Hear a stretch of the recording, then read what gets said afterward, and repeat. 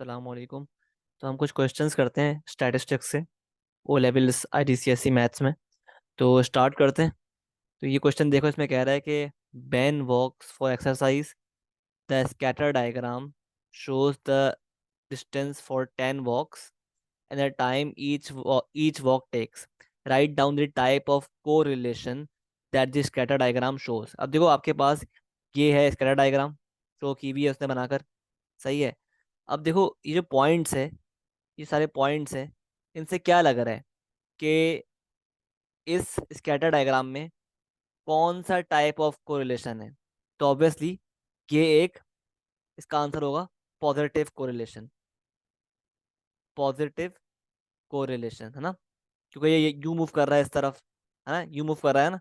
जब भी हम बोलेंगे ये है पॉजिटिव कोरिलेशन, ठीक है। अच्छा, जब आपको कंफर्म ना हो ना कि भाई स्ट्रॉन्ग पॉजिटिव है या वीक पॉजिटिव है, तो जब सिर्फ क्या किया करो, आप लिख दिया करो खाली पॉजिटिव कोरिलेशन, क्योंकि 1 मार्क का है ना, तो इसमें आपको 1 मार्क मिल जाएगा, ठीक है। स्ट्रॉन्ग या वीक लिखने की जरूरत नहीं है, ठीक है। स्ट्रॉन्ग, सॉरी, पॉजिटिव या नेगेटिव काफी होता है, ठीक है, 1 मार्क हासिल करने के लिए। ठीक है, तो ये इसका आंसर हो गया। अब पार्ट बी में कह रहा है draw line of best fit. अब देखो बेस्ट फिट लाइन ड्रॉ करने के लिए ना, आपको बेसिकली जरूरी नहीं है कि वो line of best fit her point से पास करे, ठीक है। मतलब आपको ना इस तरह ड्रॉ करनी है लाइन कि उस लाइन ऑफ बेस्ट फिट के करीब करीब हर पॉइंट आ जाए। सही है। मतलब फॉर एग्जांपल ये मेरे पास पॉइंट्स है सारे, तो लेट्स ड्रॉ द लाइन। तो लेट्स से अगर मैं इस तरह लाइन ड्रॉ करूं,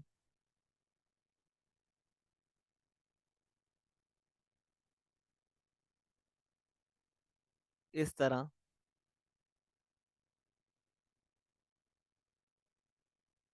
ठीक है। तो इस तरह मैंने line of best fit draw कर ली। तो आप चेक कर रहे हो मेरा जो लाइन ऑफ बेस्ट फिट है, लाइन ऑफ बेस्ट फिट है, वो हर पॉइंट के करीब करीब से पास कर रही है, ठीक है। हर पॉइंट के करीब करीब से पास कर रही है, ठीक है। यहाँ से भी इसको एक्सटेंड कर दो, ठीक है। तो आइडियली क्या होना चाहिए कि लाइन ऑफ बेस्ट फिट के ऊपर वाले सारे पॉइंट्स और नीचे वाले सारे पॉइंट्स शुड बी इक्वल। ये ऊपर वाले पॉइंट्स हैं, उसके ऊपर पॉइंट्स, और ये पॉइंट्स उसके नीचे वाले पॉइंट्स हैं। दैट शुड बी रफली इक्वल, ठीक है। जैसे यहाँ भी 3 है, 1 2 3, और यहाँ भी 3 है, ठीक है। और ये तो तकरीबन ऊपर ही है, और ये भी ऊपर है, ये भी ऊपर है तकरीबन, ठीक है। तो आइडियली रफली, आप ऑब्वियसली एग्जैक्टली तो पॉसिबल नहीं है ऐसा होना, आप रफली ये देखा करो भाई कि जो लाइन ऑफ बेस्ट पे ड्रॉ कर रहे हो ना, उसके ऊपर वाले पॉइंट्स और नीचे वाले पॉइंट्स क्या हो, रफली बराबर हो। ऑब्वियसली आगे पीछे हो सकते हैं, लेकिन रफली सेम नंबर हो उनका, ठीक है। रफली उनका सेम नंबर हो। जैसे यहाँ पे फॉर एग्जांपल इस साइड पर ना, ये भी है, ये पॉइंट है, ये पॉइंट है, ये पॉइंट है, और ये भी ऊपर ही आ रहा है ना, तो यहाँ 4 हो गए। और यहाँ पे 1 2 3, यहाँ 3 है। तो रफली बराबर ही है, ठीक है, रफली हम बोलेंगे बराबर ही है। सही है। तो इस तरह आप line of best fit draw करते हो, ठीक है। ये तरीका होता है, ठीक है। लाइन ड्रॉ कर ली, अब क्या करेंगे। अब क्या बोल रहा है वो, अब कह रहा है, अब कहता है आपसे कि पार्ट सी में use your line of best fit to estimate the time Ben takes for a 5 kilometre walk. अब देखो भाई 5 किलोमीटर वॉक के लिए हमारे पास जो वॉक का डिस्टेंस है ना, वो है एक्स एक्सेस पर। तो 5 किलोमीटर वॉक कहाँ पे आ रही है, ये रही 5 किलोमीटर वॉक। तो हमें क्या चेक करना है, हमें टाइम एस्टिमेट करना है। तो किस तरह करेंगे, बहुत ईजी है। आप इस 5 किलोमीटर डिस्टेंस से एक लाइन ड्रॉ करो इस तरह, और चेक करो कि वो कहाँ पर आ रही है, कहाँ पर आ रही है, on line of best fit. और उसकी करस्पॉन्डिंग वैल्यू आप ले लो फिर टाइम की, कुछ इस तरह। तो ये आपका आंसर है, ये आपका टाइम का एस्टिमेट है, 60 मिनट्स, ठीक है। तो बैन 5 किलोमीटर की वॉक पर एस्टिमेटेड 60 मिनट्स ले रहा है, ठीक है। ये हमने किससे निकाला, लाइन ऑफ हमारी बेस्ट फिट से, ठीक है।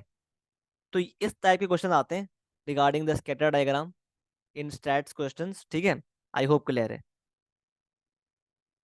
ठीक है।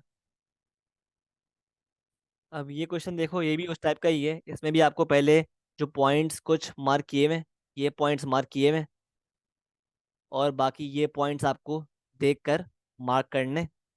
आपको इस इन पॉइंट्स की हेल्प से ये स्कैटर डायग्राम कंप्लीट करनी है। उसके बाद फिर आपको अगेन टाइप ऑफ कोरिलेशन बताना है। बता दोगे कि पॉजिटिव है या नेगेटिव है। ठीक है। सही है। और फिर अगेन आपको line of best fit draw करनी है। फिर उसके थ्रू आपको कोई वैल्यू एस्टिमेट करनी है। ठीक है। पूरा एग्जैक्टली वही पैटर्न है, ठीक है, जो हमने किया है अभी। ठीक है।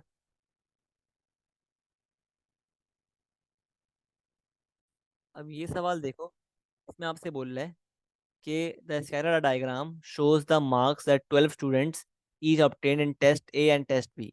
Give a reason why it is not appropriate to draw a line of best fit for this diagram.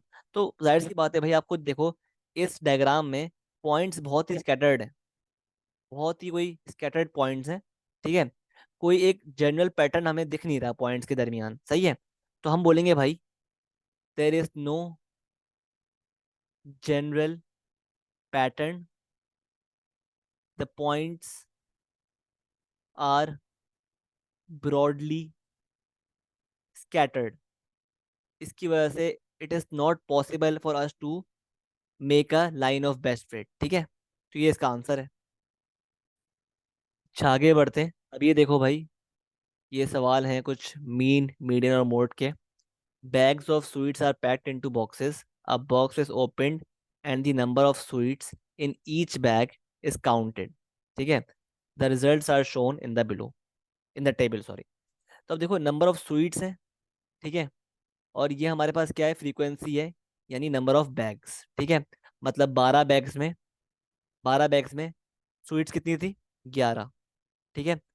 Her bag में मतलब 12 के हर बैग में 11 स्वीट्स थी। इसी तरह हर 28 बैग्स में हमारे पास 12 स्वीट्स ईच थी। ठीक है। ये मतलब है इसका। सही है। तो अब देखो भाई वो क्या कह रहा है, वो कह रहा है कि explain why the total number of bags in the box can not be 87। अब देखो total number of boxes, why can they not be 87।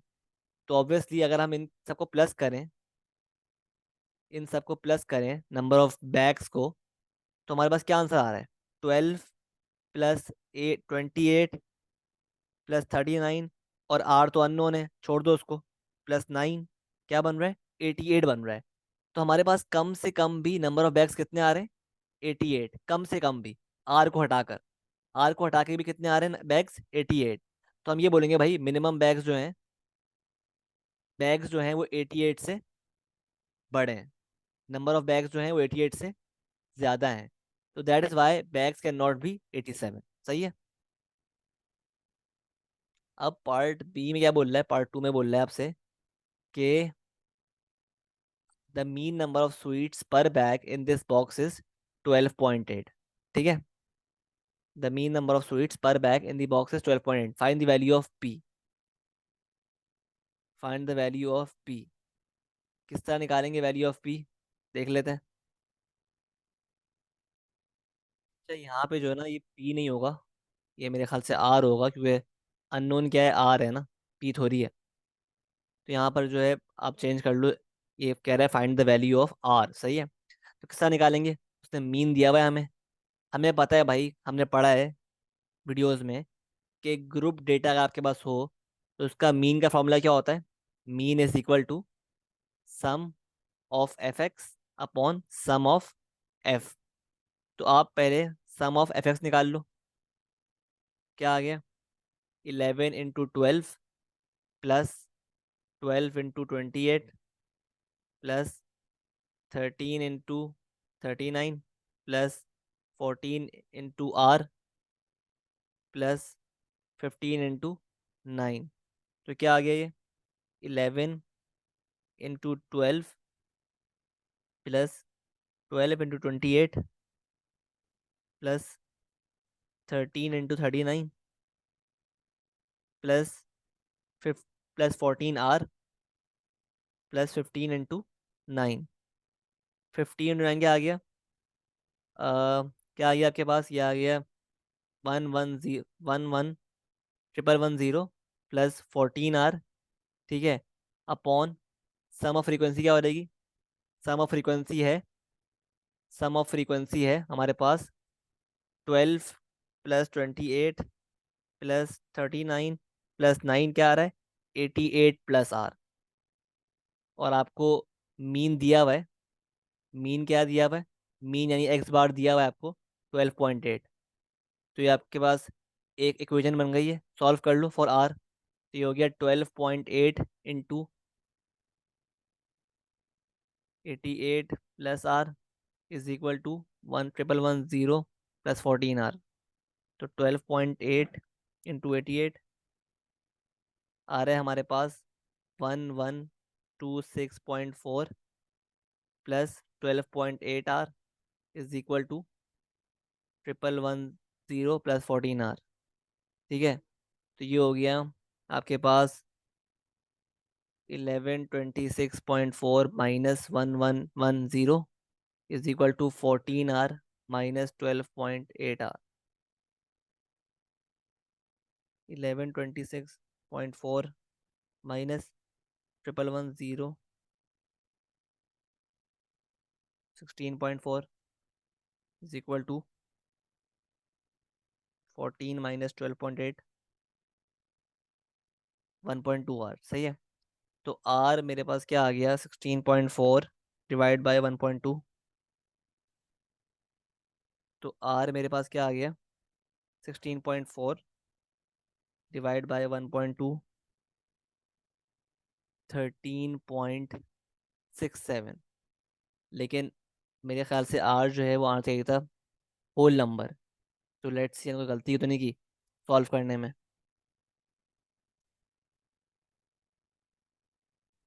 अच्छा, मैंने सवाल का ना कि मार्किंग स्कीम देखी है, तो उसमें आंसर होल नंबर ही आ रहा है। क्यों आ रहा है होल नंबर? क्योंकि ये जो वैल्यूज़ है ना, यहाँ पे गलत लिखी हुई हैं, ठीक है। यहाँ ये 15 है, 12 नहीं है, 15 है, 26 है, ठीक है।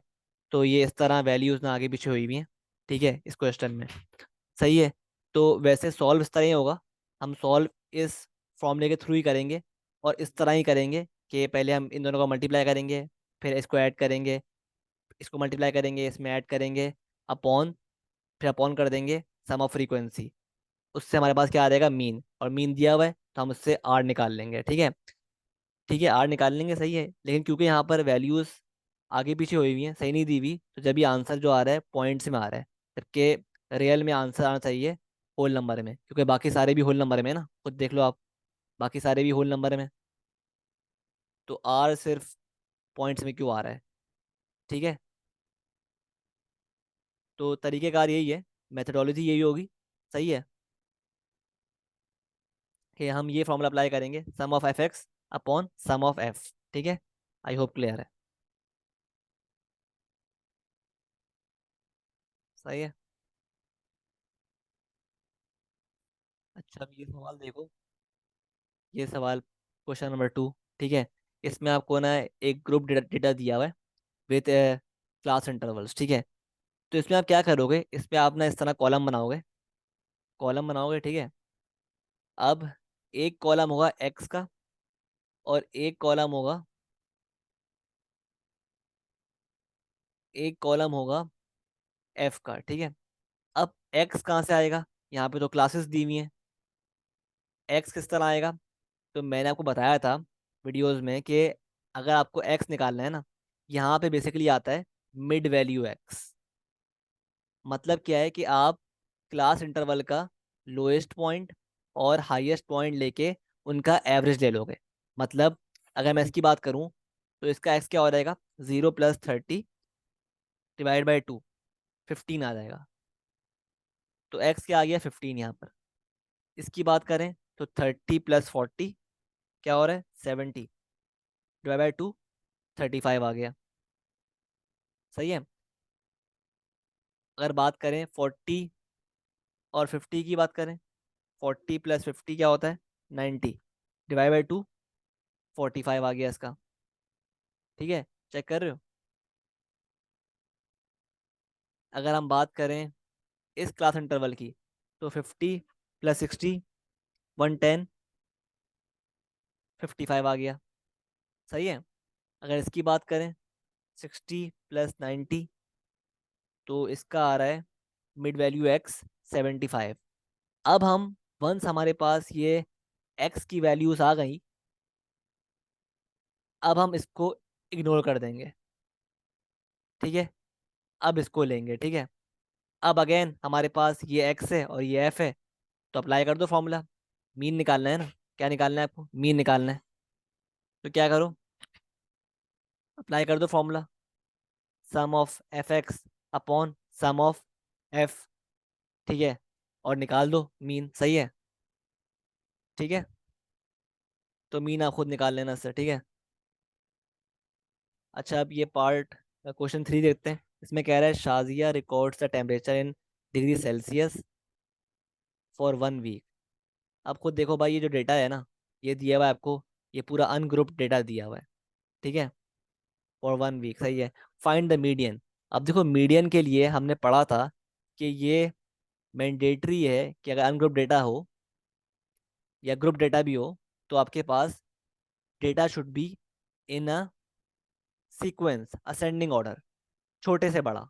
सही है। तो यहाँ पे इसको हमें अरेंज करना पड़ेगा पहले। सही है, तो अरेंज कर लेते हो, अरेंज कर लेते हैं। पहले क्या आएगा? -1, -2, -2 है। उसके बाद क्या आएगा? नहीं, स्टार्ट होगा पहले -7 से, सॉरी, -7 स्मॉलेस्ट है। उसके बाद -2 है, -1 है, फिर नहीं, बल्कि -7 के बाद -5 है, -7 के बाद -5 है, फिर -2 है, फिर -1 है, -5 हो गया, -7 हो गया, -2 हो गया, -1 हो गया, अब 2 है, और अब हमारे पास 2 5 है। ठीक है, हमने इस तरह इसको असेंडिंग ऑर्डर में कर दिया अरेंज। अब निकालते हैं मीडियन।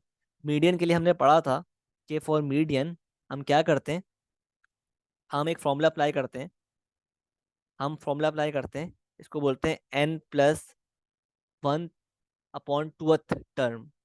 ठीक है, तो n क्या है यहाँ पर? Number of data. सही है, तो 1 2 3 4 5 6 7। ठीक है, 7 हमारे पास वैल्यूज हैं, तो n क्या हो गया? 7 + 1/2। क्या आ रहा है? 8/2 आ रहा है, फोर्थ टर्म। तो फोर्थ टर्म हमारे पास हमारा मीडियन है, फोर्थ टर्म। तो ये फर्स्ट टर्म है, सेकंड टर्म, थर्ड टर्म, और ये रही फोर्थ टर्म। तो हमारा क्या आ गया मीडियन? ये आ गया -1। -1 इज द मीडियन। ठीक है, आई होप क्लियर है। अच्छा, अब हमें रेंज निकालनी है पार्ट 2 में। किस तरह निकालेंगे रेंज? ओ, -7, -5। ठीक है, तो अब रेंज निकालनी है। किस तरह निकालेंगे? भाई, रेंज का एक सिंपल सा फॉर्मूला है, याद रखना हमेशा, कि रेंज बराबर होती है largest value minus smallest value के। रेंज बराबर होती है largest value minus smallest value के। तो अब मुझे बताओ, इस पूरे डेटा सेट में लार्जेस्ट वैल्यू कौन सी है? तो ऑब्वियसली 5 है, माइनस, अब बताओ स्मॉलेस्ट वैल्यू कौन सी है? -7, तो -7 आ गया यहाँ पर। तो क्या आंसर हो गया इसका? 5 माइनस माइनस क्या हो गया? प्लस। 5 + 7, तो रेंज क्या हो गई आपके पास? 12। 12 is the range for this question. ठीक है, अब आगे बढ़ते हैं। सवाल देखो, क्वेश्चन 4। इसमें कह रहा है the table summarises the heights of 180 girls in year 7 of a school. कह रहा है work out the percentage of girls who are taller than 145 centimetre. मतलब यहाँ पे एंड हो रहा है 145 सेंटीमीटर, तो इससे बड़ी जितनी भी गर्ल्स है ना, उनका हमें परसेंटेज वो करना है, कैलकुलेट। तो 145 से बड़ी जो गर्ल्स है हमारे पास कितनी है? इतनी है। मतलब कितनी है? 62 + 24, जो कि आता है 86। और टोटल हमारे पास कितनी गर्ल्स हैं? 180। तो अगर हमें परसेंटेज निकालनी है उन गर्ल्स की जो कि 145 सेंटीमीटर टॉलर हैं, किस तरह निकालोगे? 86 upon total girls 180 multiplied by 100। क्या हो रहेगा? 86 अपॉन 180 मल्टीप्लाई बाय 100। आंसर आ रहा है 430/9, यानी 47.8% गर्ल्स जो हैं वो इस सेंटीमीटर से बड़ी हैं। ठीक है, आई होप क्लियर है। अब कह रहे हैं पार्ट 2 में calculate estimate of the mean height. Again वही सवाल है। क्या करोगे पहले आप पहले इन वैल्यूज का निकालोगे मिड वैल्यू एक्स, फिर अप्लाई कर दोगे ये फॉर्मूला। सिंपल, ठीक है। तो इस तरह बेसिकली हम करते हैं questions regarding mean median mode. I hope clear है। ठीक है, सही है। तो ये कुछ प्रैक्टिस थी क्वेश्चंस की। तो मिलते हैं नेक्स्ट वीडियोस में। अल्लाह हाफिज़।